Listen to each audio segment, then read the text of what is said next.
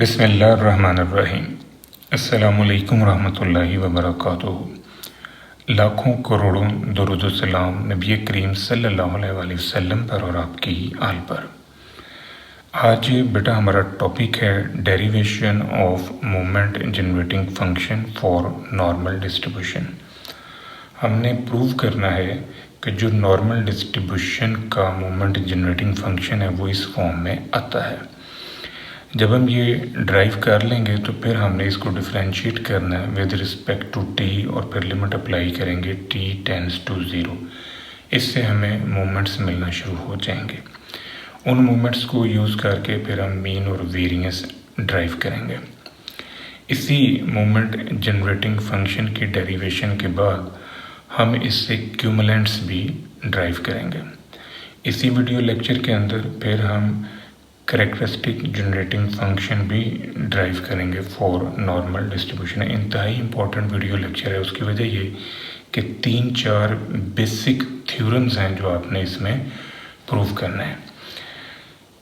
इनको ड्राइव करने के लिए यानी मोमेंट जनरेटिंग फंक्शन और कैरेक्टरिस्टिक जनरेटिंग फंक्शन को ड्राइव करने के लिए जो पीडीएफ हम यूज़ करेंगे वो ओरिजिनल पीडीएफ है नॉर्मल डिस्ट्रीब्यूशन का। 2 पीडीएफ है नॉर्मल के, एक कंटिन्यूस रैंडम वेरिएबल x पे बेस करता है, दूसरा कंटिन्यूस रैंडम वेरिएबल z पे बेस करता है।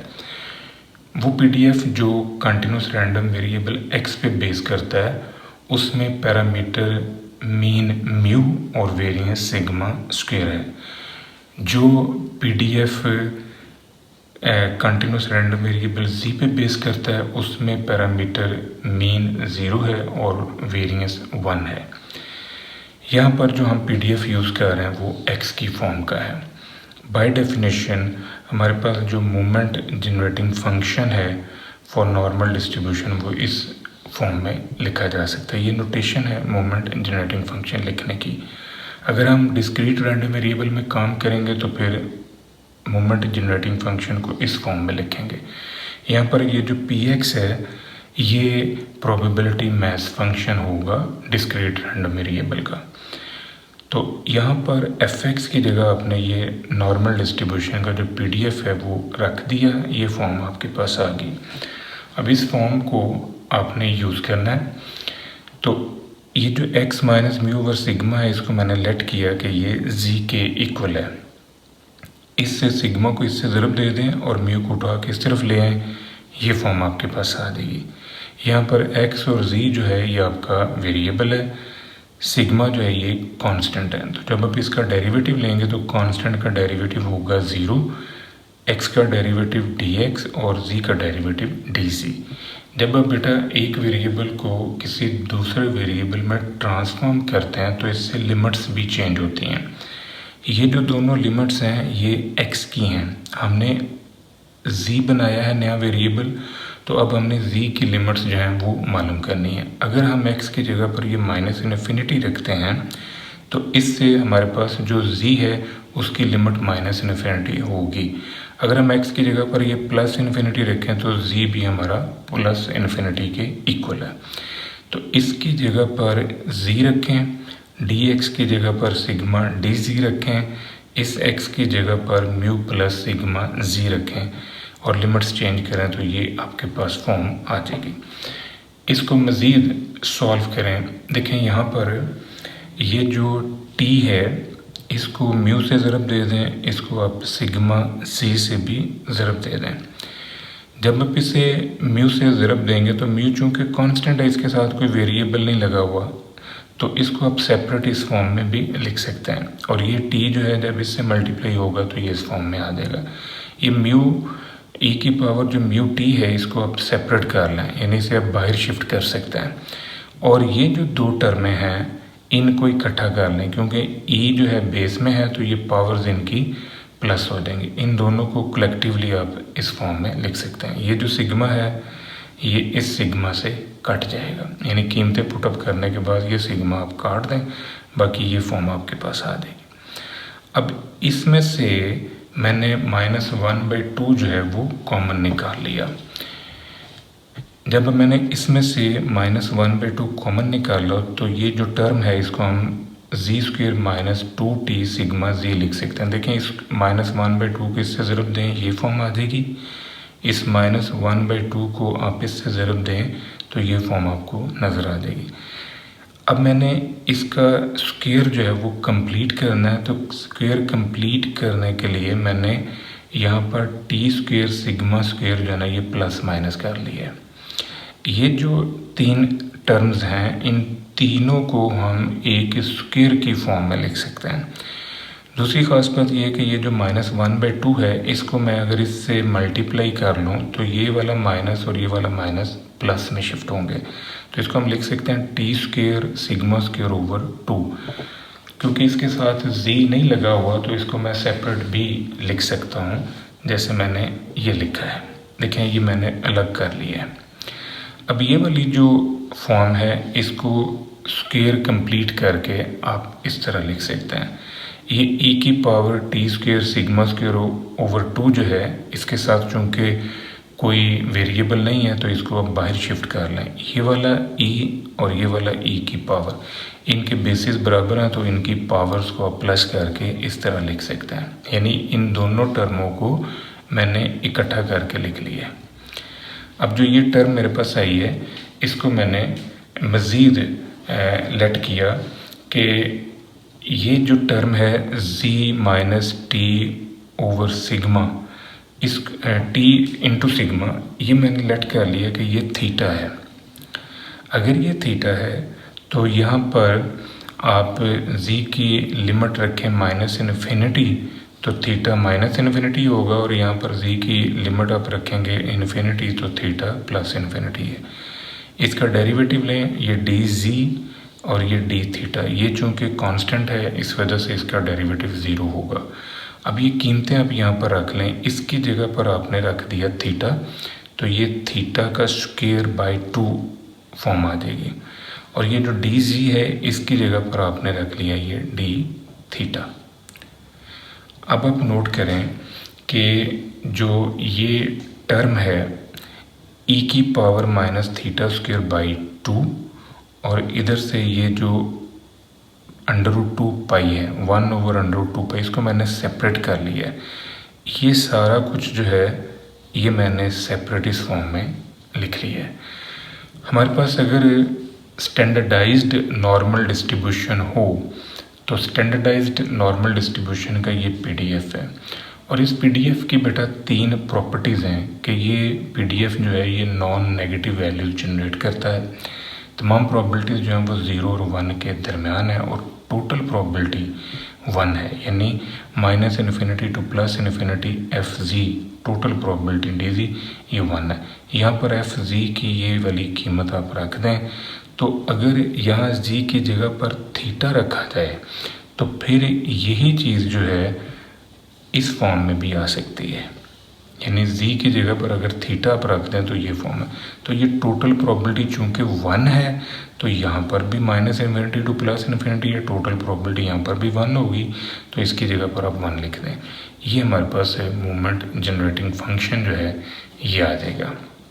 अब इस मोमेंट जनरेटिंग फंक्शन को हमने डिफ्रेंशिएट करना है विद रिस्पेक्ट टू t, और लिमिट अप्लाई करनी है t टेंड्स टू 0। इससे हमें मूवमेंट्स मिलना शुरू हो जाएंगे। आप नोट करें कि इसको मैंने डिफ्रेंशिएट किया है विद रिस्पेक्ट टू t। जब मैंने इसे फर्स्ट टाइम डिफ्रेंशिएट किया और लिमिट अप्लाई की t टेंड्स टू 0 तो इससे मुझे एक्सपेक्टेड वैल्यू ऑफ x मिला, यानी कि पहला moment, first moment about origin. तो इसका डेरिवेटिव लें, इसका डेरिवेटिव लेने से e की पावर ये एज इट इज़, और फिर इसका आपने डेरिवेटिव लेना है। इसका derivative with respect to t, यहाँ से म्यू आएगा, यहाँ से 2t सिग्मा स्क्वायर ओवर 2 होगा।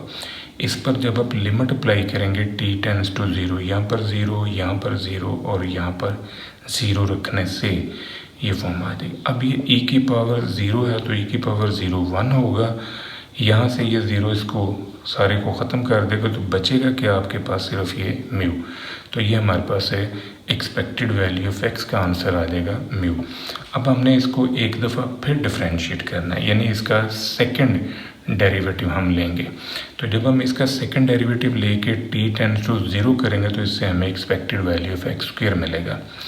आप नोट करें कि ये जो मैंने फर्स्ट डेरिवेटिव लिया था इसका फिर से डेरिवेटिव लेने लगे। अब इसके ऊपर u v के प्रोडक्ट वाला फार्मूला हम अप्लाई करेंगे। नोटिस करें, इसका डेरिवेटिव लेंगे और ये वैसे ही रखेंगे, फिर इसका डेरिवेटिव लेंगे और ये वैसे ही रखेंगे।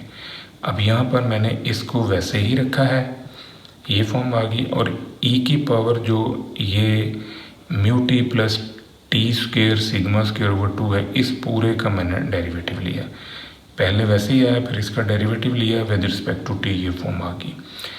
अब आपने इसको वैसे ही रखा और इसका डेरिवेटिव लिया। म्यू का डेरिवेटिव 0 और यहाँ पर टी का डेरिवेटिव आएगा 1, तो 2 सिग्मा स्क्वायर बाई 2, ये 2 इससे काट दें।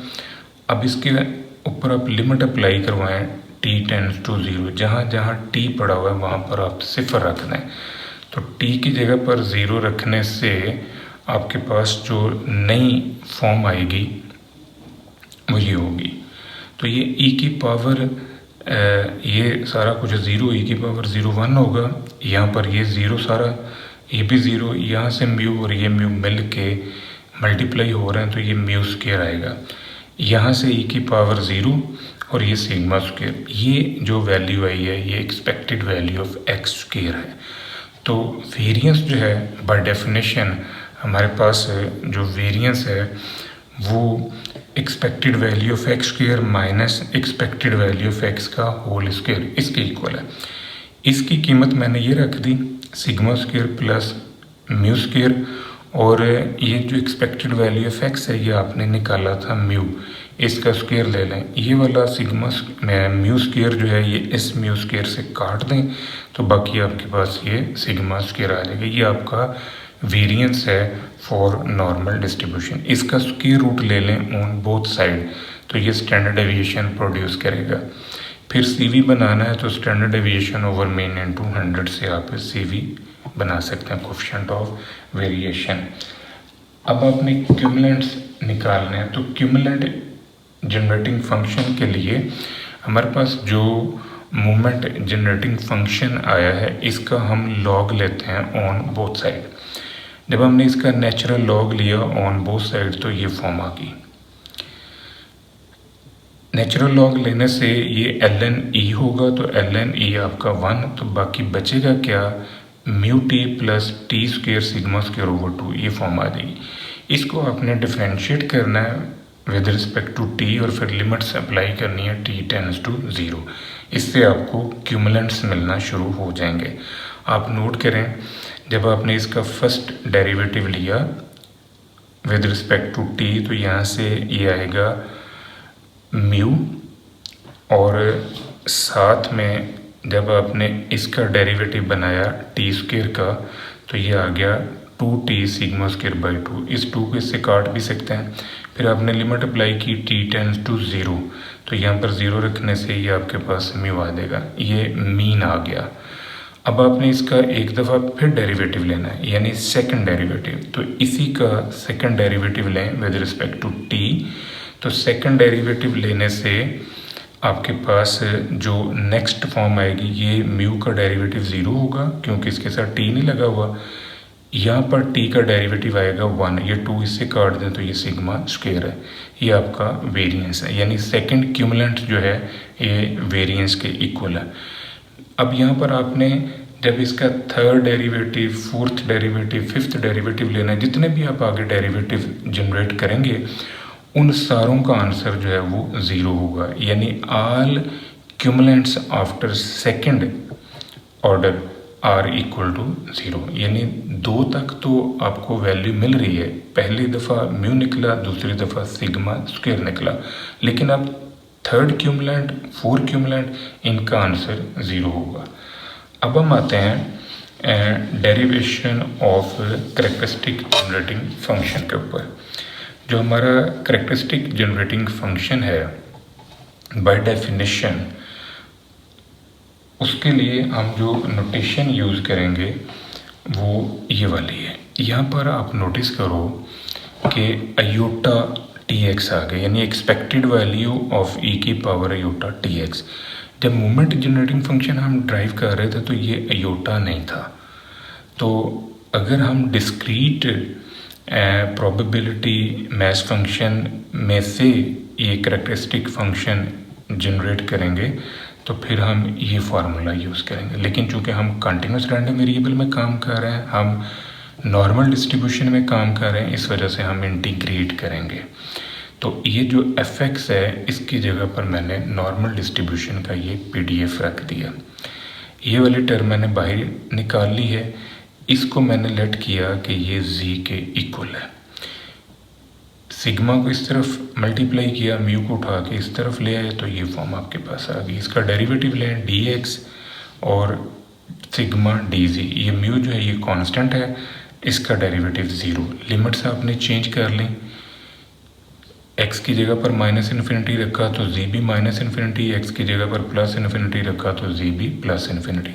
ये सारी इन्फॉर्मेशन अब आपने यहाँ पर रखनी है। x की जगह पर आपने ये म्यू प्लस सिग्मा z रखा, इसकी जगह पर खाली z रखा, तो ये फॉर्म आपके पास आ जाएगी। कीमतें पुट करने से ये फॉर्म आ गई। अब यहाँ पर नोटिस करें कि ये जो अयोटा टी है, अगर इसे इससे और इससे मल्टीप्लाई कर लें तो ये फॉर्म, और ई की पावर में ही ये वाली टर्म भी है, तो ये दोनों टर्में अगर कलेक्टिवली लिख दी जाएँ तो ये फॉर्म जो है ये, यानी बेसिस बराबर है तो पावर इनकी एडअप हो जाएंगी। ये वाला सिग्मा जो है ये इससे काट दें। अब आपने जो z है वो वेरिएबल है, उसको यूज़ करना है, और ये e की पावर अयोटा टी जो अयोटा टी म्यू है ना, इसके साथ z नहीं लगा हुआ, इसको सेपरेट करके बाहर ले जाएं। इसको आपने सेपरेट करके बाहर ले लिया, और बाकी जो ये दो टर्म है इनको आपने लिखा हुआ है।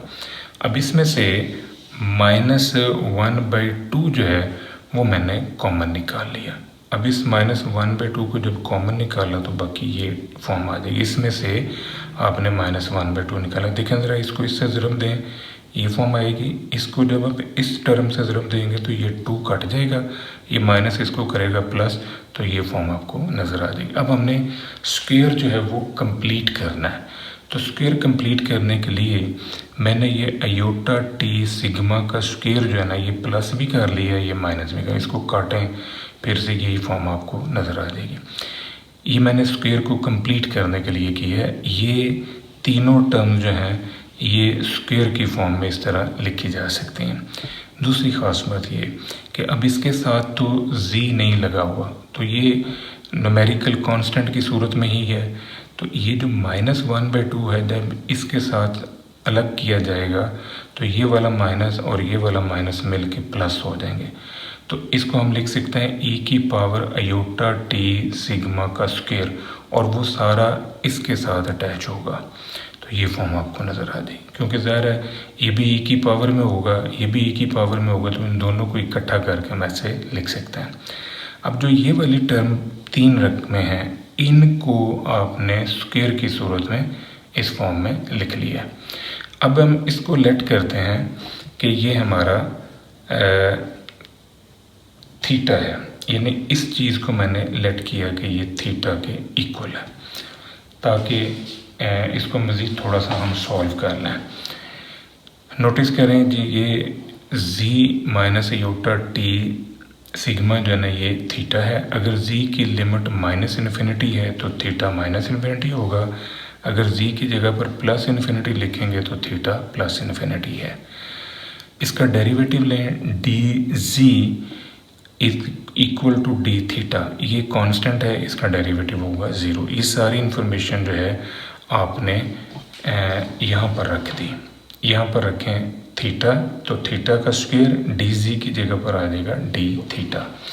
तो आप नोटिस करें कि आपके पास जो नेक्स्ट फॉर्म आएगी आफ्टर सब्स्टिट्यूशन ऑफ वैल्यूज़, ये फॉर्म आपके पास आ जाएगी कीमतें रखने से।